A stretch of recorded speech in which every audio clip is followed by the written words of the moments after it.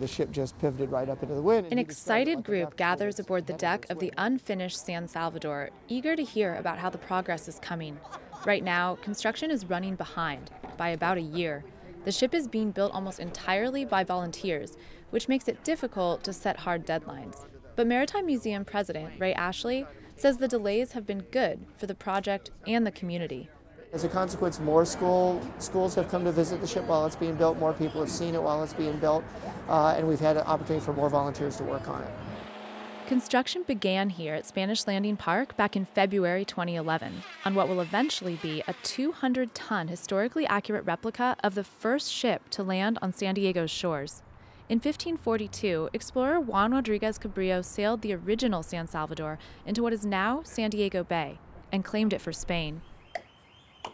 Now, volunteers and Maritime Museum employees are hand-building this replica, almost entirely from wood, 230,000 pounds of it.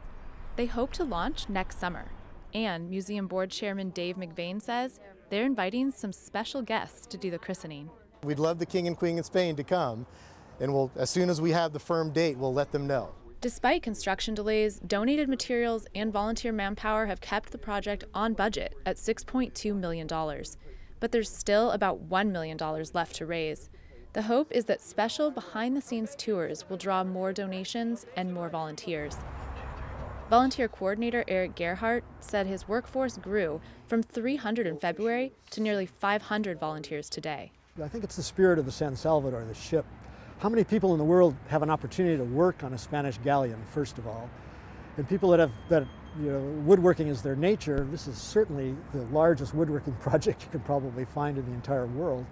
Volunteers are installing the mechanical innards of the ship, like modern-day engines, that will be hidden from view to keep the ship looking as it did in 1542. The rigging is being built, and the planks that lie on the outside of the frame are being placed.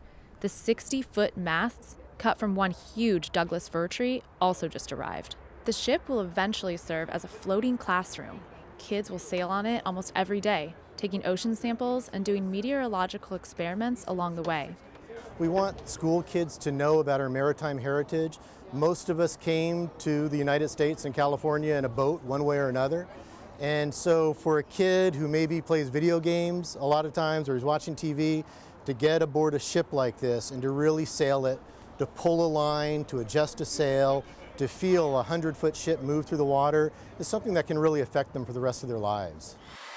For now, you can visit the shipyard every day between 11 and 4 to watch the construction or take part in it.